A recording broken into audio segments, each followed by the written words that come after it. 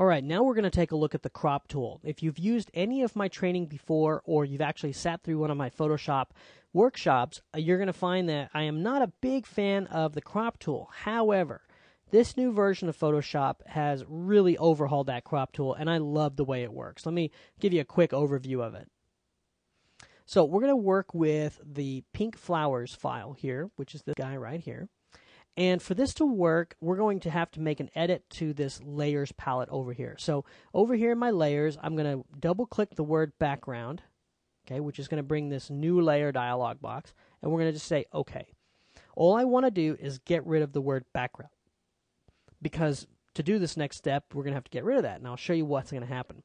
Now, here is the old school way I used to crop. So I used to come in, pick my selection, get it just the way I like it, and then I would go to Image, Crop. Okay, I still didn't like this because if I move this image, okay, it's all that information is gone. If I go, no, I don't like that flower, I want these flowers, it's too bad, it's gone. Okay, so let me undo this. Control-Alt-Z, and again, and again. All right, so let me show you the crop tool now. Shortcut for that is C. Okay, you can just click C. And what I love about this is we can click and drag. Okay, and by default, it's set to delete. So if I hit enter or double click in that space, there it is. And again, if I move, it's gone. Okay, that's a standard workflow, and that's what I didn't like. However, let me undo this one more time and show you this. Let's say we pick this flower, okay, and I set this to hide. Now when I double click, watch what happens. I have the whole document right here. So if I decide, no, I really do like these flowers, I have that freedom. Okay.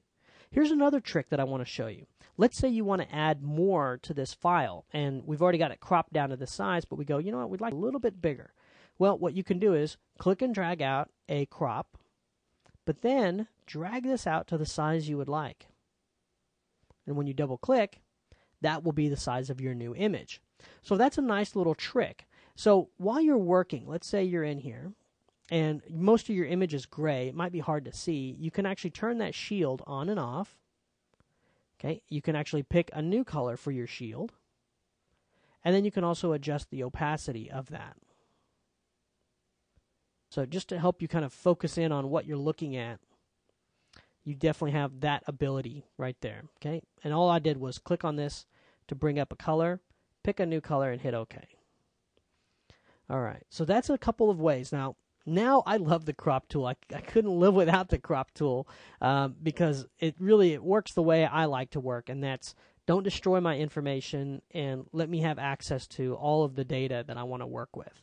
All right, so that's very quickly the crop tool.